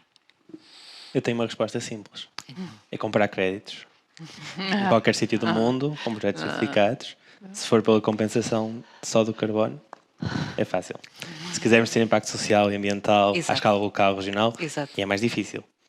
Mas por favor, o carbono é muito fácil. Mas nós temos tantos problemas de gestão de território, seja no Porto, seja no Grande Porto, como por aí fora, onde estes processos estratégicos para Portugal podem criar valor, que é um bocadinho o que nós tentamos fazer em Lousada como um piloto, que é utilizar o carbono como uma fonte de financiamento para trazer uma transformação da paisagem ou uma salvaguarda dos valores. Uma das formas mais simples é competir com a Altri ou com a Navigator ou com estas grandes todas, e em vez de alugarmos as florestas ou as montanhas do nosso país a produzir eucaliptos, podemos reverter e competir para ter carbono, ou carbono biodiverso, com florestas nativas, ser geridas de forma em condições, onde temos de investir para elas lá estarem e os proprietários têm um rendimento na mesma ao final do ano. Este pode ser um dos papéis, mas, claro, integrado de forma geral, faz todo sentido. Muito bem, obrigada. Eu agora podia continuar as perguntas, mas não vou continuar. Vou então passar à plateia. Tinha só uma pergunta sobre as árvores, porque há bocado fez um ranking das árvores da biodiversidade. E a minha pergunta é como é que é esse? Desculpa, sou Leonardo Costa da Católica, não sei. Portanto, aquele ranking que fez da biodiversidade das árvores de grande porte, como é que ele se coloca em termos de sequestro de carbono, o mesmo ranking, não é? E como é que estão, não vi ali sobreiros, que são vegetação, tudo que é carvalho é vegetação autóctone, não é? Daqui, nem vi castanheiros, nem pinheiros estavam. Era ótimo, mas eu queria saber era como é que se punha o ranking em termos de sequestro de carbono, ou seja, que árvores são melhores, que árvores são piores. O pinheiro era o eucalipto do Salazar, não é? Mais ou menos, naquela época, não é? E depois temos o eucalipto, também temos muita floresta abandonada e privada, não é? Já agora no Porto também, não é? A floresta, grande parte dos espaços verdes do Porto são privados. Logradouros e essas coisas, não é? Mais até do que públicos, e se calhar isso tem uma função nessas metas, não é? Sim. Peço desculpa, não ia falar mais. Uma ótima questão. É isto, não sei. Isso é um microfone. Eu posso partilhar. Estas 10 espécies que estavam aqui foram as 10 espécies mais comuns que medimos como de grande porte no concelho. Estava o sobreiro, estava o pinheiro, não estava o castanheiro, se não me engano, e acabou por ser o ranking com espécies da mesma dimensão. Para o carbono, a resposta é um bocadinho chata, porque se for carbono só por si, as espécies de crescimento rápido são as que tiram mais carbono em menos espaço-tempo. O eucalipto está em primeiro lugar. O problema é o que acontece às árvores no final. E se só olhamos para o carbono ou se olhamos para tudo o resto de forma integrada, porque o carbono é a água, a biodiversidade, etc. O eucalipto é ótimo para o carbono, é ótimo para o papel, para tudo o resto é uma das piores espécies como biodiversidade, etc. E a biodiversidade traz tudo o resto, traz a regulação dos ciclos, traz a qualidade de vida que nós teremos e é a base de tudo. Não tenho o ranking, sei que o eucalipto é a espécie que tem mais, sim, e as mimosas ajudam-me também, mas se pensarmos de forma holística é um bocadinho mais complexo. Sim, obrigado.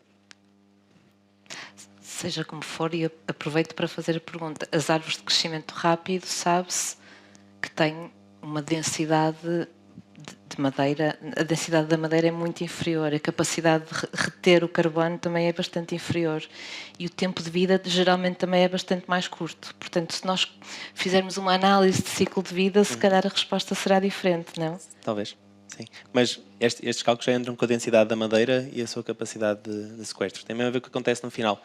Mesmo no processo de composição da madeira, um eucalipto se morrer, nós não temos espécies de compositoras, por acaso isto foi a minha área de trabalho pré-gigantes, não temos espécies de compositoras de madeira morta em Portugal que peguem no eucalipto.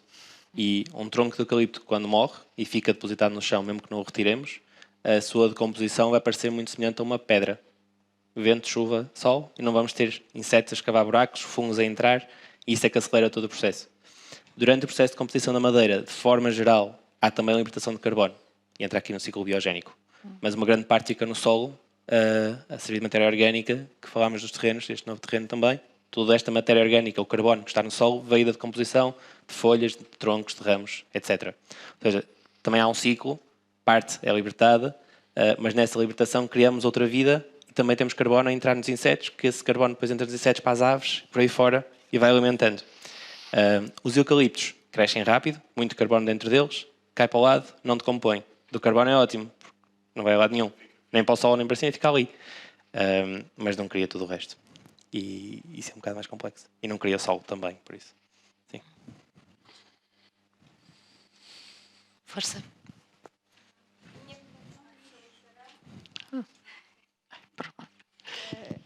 Sou totalmente ignorante na matéria. O que eu queria saber é, se nós pusermos as florestas, sabemos que o crescimento delas poderá contribuir para a acidificação, mas se não as pusermos, o próprio plâncton, ao absorver esse carbono, que tem ciclos de vida julgo mais pequenos, não contribuem na mesma... A acidificação não acontece à mesma? Não, disse que A acidificação tem a ver Sim. com a decomposição dos seres... também, quer dizer, tem a ver com haver mais carbono dissolvido na água. Isso porque a atmosfera e o oceano estão em equilíbrio, não é? Portanto, havendo mais carbono na atmosfera, também há mais carbono a dissolver na água e depois à superfície primeiro, mas depois há movimento de água e essa água mais rica em carbono, e, portanto, mais ácida, vai, digamos assim, permeando o resto do oceano. O fitoplâncton, assim como as plantas, pelo contrário, quando estão a fazer fotossíntese, estão a tornar mais alcalina a água, não é? Estão a combater a acidificação. Isso também é uma das coisas que aliás, portanto, há uma proteção, que é uma proteção muito local, não é? Que estas algas, especialmente as grandes, fazem em relação aos animais que vivem junto a elas, portanto, também protegem. Isso também é uma coisa que tem muita polémica, porque realmente durante a noite não fazem fotossíntese, pelo contrário, também respiram, não é? Portanto, aí, mas isso foi sempre assim, não é? Portanto, elas têm uma pequena proteção contra a acidificação, os organismos que vivem junto a algas e ervas marinhas também é a mesma coisa, não é? Porque realmente a fotossíntese reduz a acidificação, quer dizer, porque aumenta o pH. Sim. A acontecer a acidificação é quando elas morrem. Pois, quando elas degradam, portanto, esse CO2 volta para... E isso é o problema da eutrofização, não é? O problema da eutrofização é que realmente quando temos muitos nutrientes, há um bloom, há uma explosão de biomassa, isso aí até reduz o CO2, mas só que essa biomassa morre e todas as bactérias que estão a decompor estão a consumir oxigênio, não é? Portanto, aí o oxigênio é reduzido e pode mesmo levar à morte de outros organismos que estão aí, o que a gente conhece como eutrofização, não é? Portanto, todas estas coisas, é por isso que não é simples. Quando a gente fala de aumentar a bomba de carbono, de fazer, por exemplo, fertilizar o oceano e aumentar, fazer uma explosão de fitoplâncton, depois o que é que acontece a esse fitoplâncton? Isso já foi feito em termos experimentais, mas neste momento há uma moratória a grandes, porque realmente não se consegue depois controlar o que é que acontece, não é? Essas grandes coisas no meio do oceano depois não se conseguem controlar, mas na realidade, né, no início, houve uma explosão enorme de fitoplâncton. Em teoria até seria uma coisa ótima, porque depois também haveria uma cadeia trófica, portanto mais alimento para mais animais, mais retirar CO2 da atmosfera, parte disso vai afundar. Se for a mesma percentagem do que está a acontecer agora, a bomba de carbono realmente começa a funcionar de uma forma mais intensa. Mas claro que nós sabemos que a eutrofização tem problemas muito sérios e que é uma ameaça à biodiversidade. Nós temos no Mediterrâneo vários problemas. Aqui também já começamos a ver aquelas marés de algas verdes, às vezes ali um bocadinho, que é um pronúncio, digamos assim. Neste caso não é bom, é que há muitos nutrientes na água e isso leva a uma explosão que no momento inicial não é mau, mas depois com a degradação dessa biomassa pode ser um problema sério. Mesmo assim, só para esclarecer, as algas, as macroalgas, à partida, nunca têm esse crescimento explosivo tão grande. Portanto, se nós as pusermos lá, não andarmos lá a adicionar nutrientes... Sim, o explosivo tudo é relativo. Portanto, há neste momento essas grandes marés de algas verdes que existem. Nós ainda não temos assim grande coisa, temos também uma costa muito batida, é difícil haver uma grande concentração de nutrientes, mas em França são problemas muito sérios, eles têm que limpar as praias, gastam um dinheirão, etc. E porque têm, não sei se pode chamar explosivo, mas elas crescem bastante rápido. Muito obrigada. Mais questões?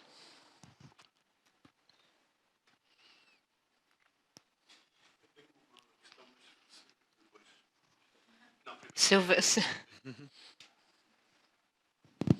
Obrigado.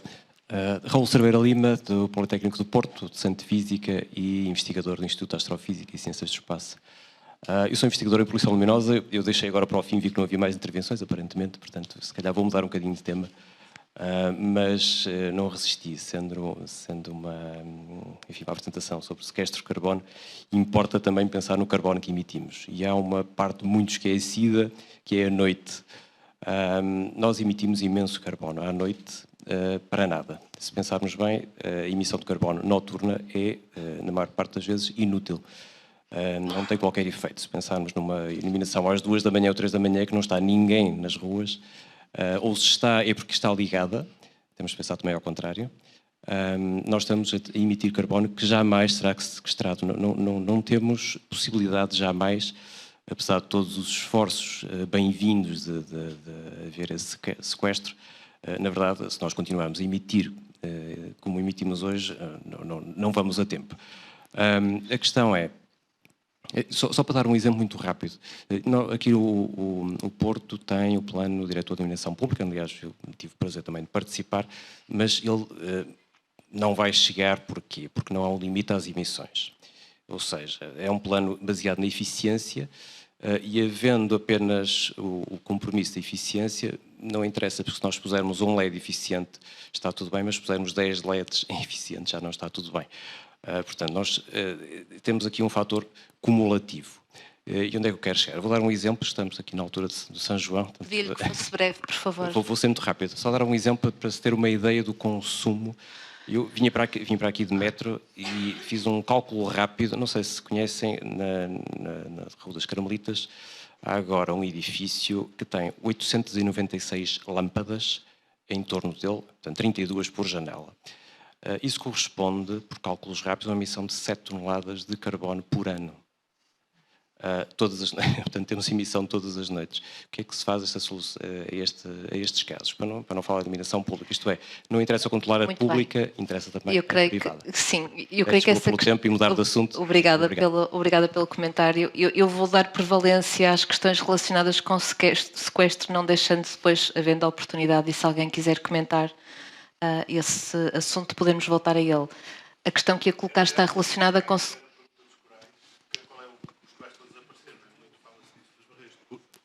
Desculpe. As barreiras de corais, não é? A biodiversidade por aí fora desaparece. Qual é o papel nestas questões de sequestro de carbono, no fundo? Se é que tem ou se não tem, quão importante é?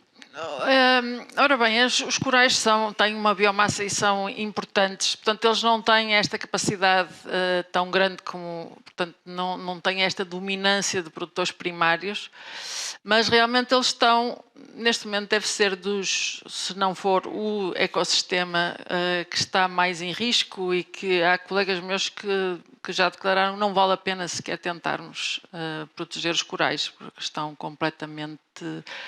São tantos os desafios, tantos os, digamos assim, é aumento de temperatura, é acidificação e depois também outros fatores, mas só estes, também o problema de oxigênio, etc. Portanto, mesmo que nós não passássemos do 1,5 graus centígrados, que protege muitos dos ecossistemas que nós conhecemos, os corais nós já estamos a passar o limite que eles conseguiam que eles conseguem aguentar. Não quer dizer que a gente não vá ter corais mais, mas não vai ter as barreiras de coral que nós temos hoje em dia. E isso realmente, em termos de biodiversidade e tudo, portanto, isso não é, eles não estão a sequestrar, eles são as vítimas, neste caso são as grandes vítimas, não são a solução, são as maiores, em termos do oceano, são provavelmente as maiores vítimas das alterações climáticas. De vez em quando aparecem alguns sinais de esperança, por exemplo, descobrem-se algas que são mais resistentes, portanto os corais têm uma simbiose com algas e é isto que os permite viverem em ambientes em que há muito poucos nutrientes, mas na realidade são, digamos assim, a vítima, digamos assim, neste momento mais em termos do mundo natural, os ecossistemas mais ameaçados. Obrigada. Mais uma pergunta? Espere só pelo microfone, por favor. Obrigada. Muito obrigada a todos pelas apresentações, gostei muito e foram complementares. Quer a professora Isabel Sousa Pinto, quer o João, falaram de que as árvores e as plantas são muito mais do que meros armazenadores de carbono. Eu acho que isso é muito importante porque tem impactos na própria descarbonização, no sentido, por exemplo, em terra, o poder de arrefecimento das árvores é brutal. E, portanto, estamos aí a, eventualmente, poupar ares condicionados, não é? E outros meios elétricos de arrefecimento. E eu acho que um outro aspecto é tornar as cidades muito mais agradáveis e fomentar meios de transporte que são os pés, em vez de meios de transporte que usam combustíveis.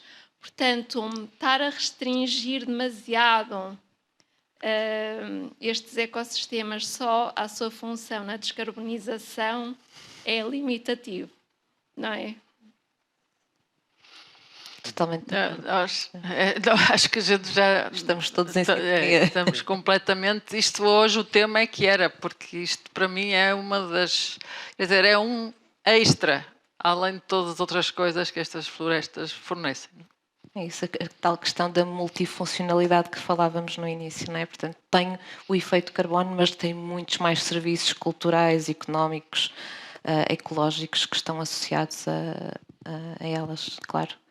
Eu gostava agora de me redirigir aqui ao José Paulo Silva sobre a questão das tecnologias, das outras tecnologias. Porque fui percebendo, pelas leituras que fui fazendo, e volto a referir como ignorante na matéria, que há ainda muitas questões, muitas dúvidas, muitas críticas relativamente a estas tecnologias, porque elas de facto ainda não conseguem assegurar, digamos, a sua própria sustentabilidade económica, ou seja, nós não conseguimos ainda ter a certeza de ter soluções tecnológicas que consigam fazer a tal captura de uma forma eficiente, garantir depois a utilização in loco ou o devido transporte para o local onde vai ser depois, por exemplo, depositada. E depois também há muito a questão de as próprias tecnologias de captura serem exigentes do ponto de vista energético, serem muito exigentes do ponto de vista de perdas de materiais, não é? O tipo de materiais que se utilizam nesses processos e, portanto, há sim ainda muitas dúvidas. Eu gostava de ouvir a sua opinião sobre ou que se pronunciasse um pouco sobre esta questão. Sim, portanto, isto são processos relativamente recentes, portanto, estamos a falar dos últimos 20 anos, conforme foi referido há pouco, portanto, há alguns projetos piloto, há alguns projetos já à escala industrial, portanto, estamos a falar de algo que é recente. Nestas áreas, tudo que é recente tem custos acrescidos, porque, de facto, à medida que os projetos se vão desenvolvendo, há uma tendência para os custos, ao longo do tempo, irem sendo reduzidos, mas ainda estamos numa fase inicial e, logicamente, neste momento, há custos que são elevados, portanto, que estão associados a essas tecnologias, como é lógico, não estão em fase ainda de um certo desenvolvimento. Em termos de incertezas, em termos de resultados, eu já diria que estamos já a passar um bocadinho essa fronteira, enquanto que na armazenagem, uma questão ou outra que se pode colocar em termos de segurança, fundamentalmente, em termos de utilização, em virtude desses projetos piloto, portanto, os resultados já começam a ser consistentes. A questão energética é importante, naquele exemplo que demos há pouco, do tal projeto para a central da Lipor 2, se for de facto um projeto integrado do ponto de vista da produção do combustível para a aviação, é necessário ter a questão do hidrogênio verde. Para a produção do hidrogênio verde, pela eletrólise da água, portanto, estamos a falar de grandes consumos de eletricidade. Obrigatoriamente terá que ser de fonte renovável. Nesse aspecto, Portugal é um país neste momento bastante interessante desse ponto de vista, porque de facto em Portugal há uma grande produção de eletricidade por via de fontes renováveis, quer solar, quer eólicas, quer hídricas. Portanto, é um país que está bem equipado desse ponto de vista. Em termos de objetivo final, eu diria que a questão da aviação faz muito. A aviação e o terrestre e o transporte marítimo são atividades que estão obrigadas a descarbonizar e há metas muito objetivas nesse sentido. Estamos a falar metas temporárias de 2030 e depois num horizonte mais alargado até 2050, eles vão ter que atingir a neutralidade carbónica.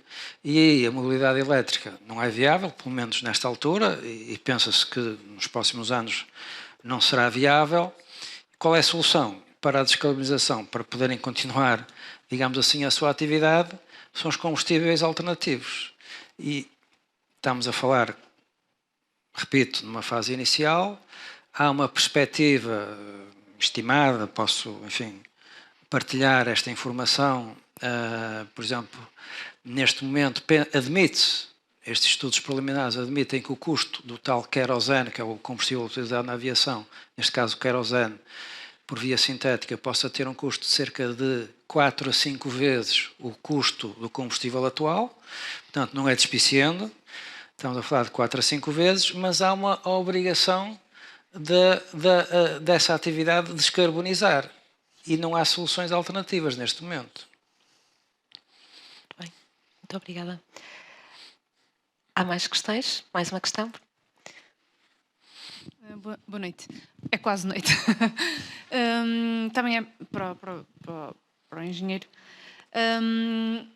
A pergunta que fez veio um bocadinho ao encontro daquilo que eu ia perguntar há pouco, que está relacionado com o rácio entre consumo de energia versus geração. Porque a realidade é que nós vamos precisar e eu não sou de química, sou engenheira mecânica, pouco percebo de química, o básico, mas sei que a eletrólise, o objetivo é separar precisamente o oxigênio do hidrogênio. E o hidrogênio depois vai ser inserido no carbono para fazermos o tal combustível sintético. Assim. Mas lá está. Tem-se criado muitas questões à volta da eletrólise, não é? E quais são os resíduos originados através da eletrólise? Porque já nem estou a falar da água, estou a falar do resíduo que pode ser um poluente, que pode ser depois como é que vamos tratar isto, qual é a energia necessária, porque eu, vou ser sincera, nunca investiguei sobre o assunto em relação à percentagem que eu vou precisar de energia para gerar outra, que para aquilo que eu estudei há já 20 anos, o hidrogênio realmente tem uma potência energética muito elevada, mas lá está, temos outros problemas associados. E eu gostaria de saber mais ou menos qual é esse rácio, onde é que nós podemos investir, como, e se há alternativas além das que nós estamos a ver, porque realmente eu acho ainda que estamos a anos-luz de conseguirmos a neutralidade carbónica, até porque eu acho que a nível elétrico, e isso preocupa-me, e essa história de nós termos energia renovável em Portugal é que é ver. Neste momento, a EDP, todos os nossos consumos de energia vêm lá 60%, este mês foi 60% com recurso a gás natural. Há 3 anos atrás, sim, nós tínhamos 50-50. Eu sei que foi por causa das hidroelétricas, por causa de estarmos com falta de água, ou seja, isto vai tudo, é o que nós chamamos aqui no Porto, o pescadinho de rabo na boca, e a realidade é que isto preocupa, não é? E não se vê, nós vemos estas conversas, nós vemos, mas não se vê realmente a efetividade de tudo aquilo que nós temos estado a pensar. Engenheiro. Muito bem, é uma pergunta interessante. Não há nada perfeito, é a primeira noção que nós temos de ter presente. Portanto, não há nada perfeito neste mundo, está tudo interligado e nada é estanque, portanto. E a atividade humana tem sempre impacto. Pronto, estes são os dados que nós temos à partida, digamos assim. Quando eu fiz a apresentação, creio que falei na questão, quando estávamos no contexto de Covid-19, não é? Portanto, as pessoas estavam confinadas, não havia atividade humana em termos, enfim, profissionais, digamos assim, pelo menos em larga escala. Ninguém viajava de avião, não havia emissões. Estávamos num mundo quase perfeito desse ponto de vista.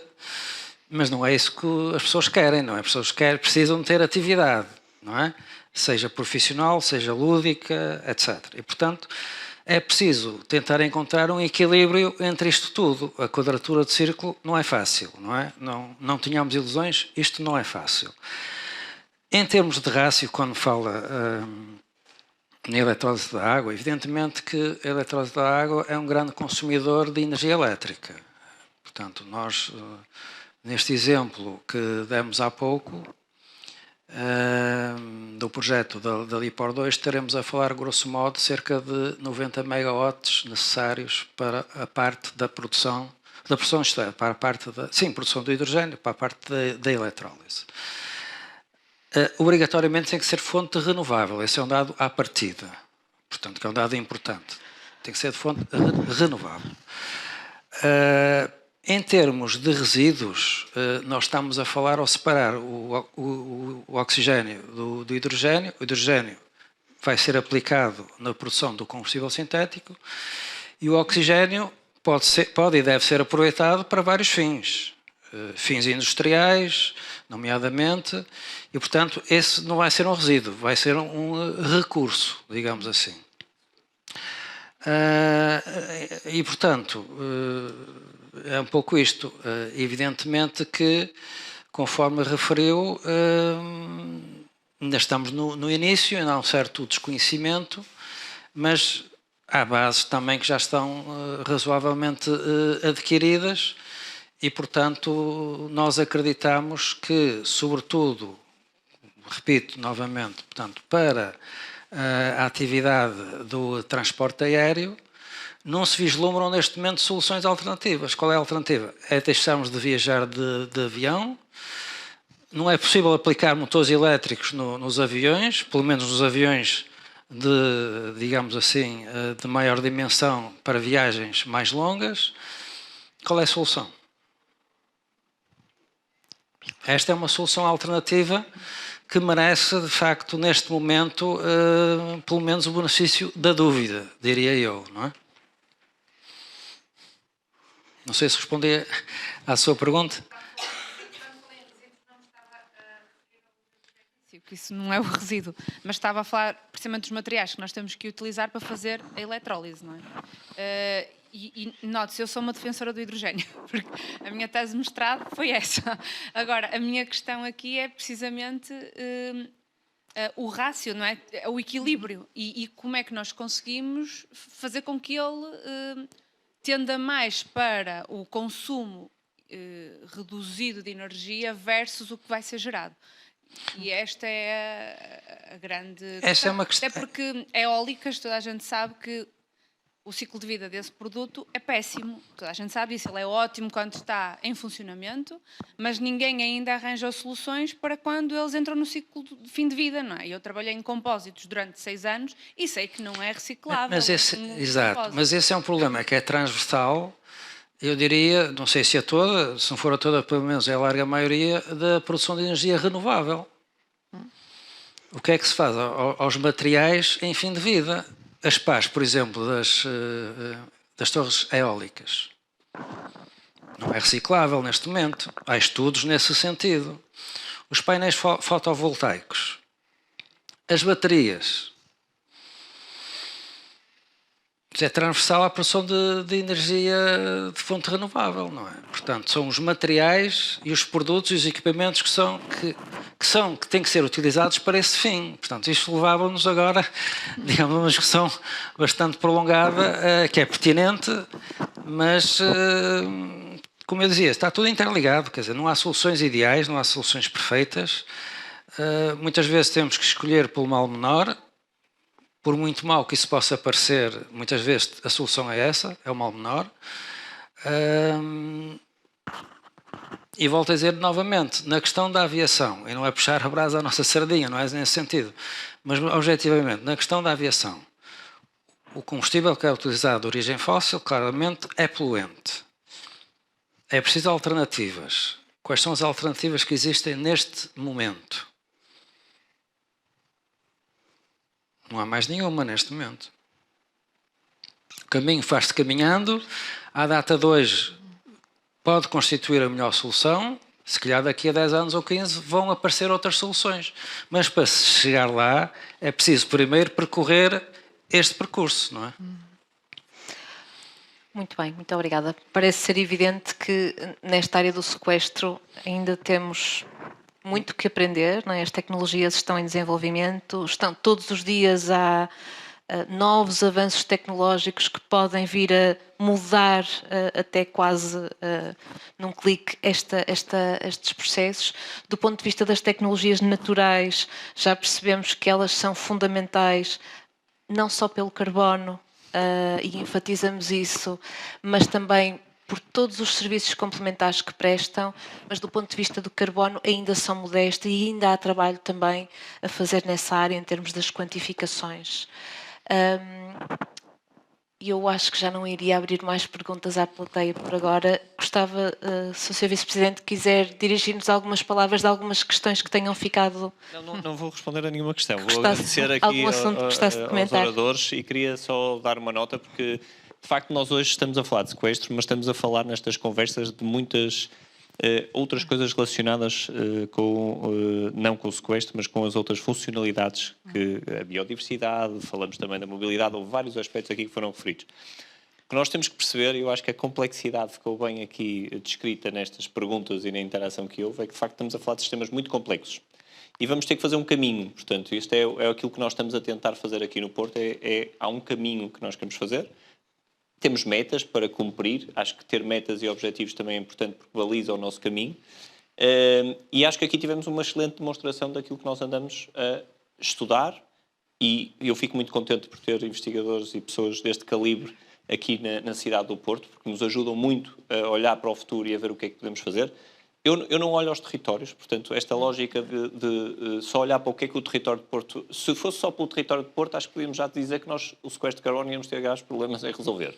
42 km² não ajuda muito. Nós uma vez fizemos um cálculo de brincadeira, acho que tínhamos que ter uma floresta super densa dos 42 km² e precisávamos de quantas cidades do Porto? Precisávamos de expandir a 100, já não me recordo. Era assim um exagero. Portanto, imaginem florestar a cidade toda com árvores de grande porte e precisávamos de 100 vezes a cidade do Porto. Acho que não era tanto, por acaso, mas era um número grande. E, portanto, o que nós estamos a falar é que a cidade do Porto está interessada e estamos mesmo a pensar, precisamente em algumas das soluções, como seja o Porto poder participar naquilo que é a gestão de um território que tenha uma perspectiva de gestão a 50, 100 anos, mas que permita, de facto, equacionar um real sequestro de carbono com todos os cuidados de nível social, portanto, não é apenas olhar apenas para o carbono. Estamos, obviamente, muito interessados em tudo o que o mar nos pode dar e em preservar aquilo que é os ecossistemas marinhos. E aí, claramente, o CIMAR e toda a investigação que tem sido feita.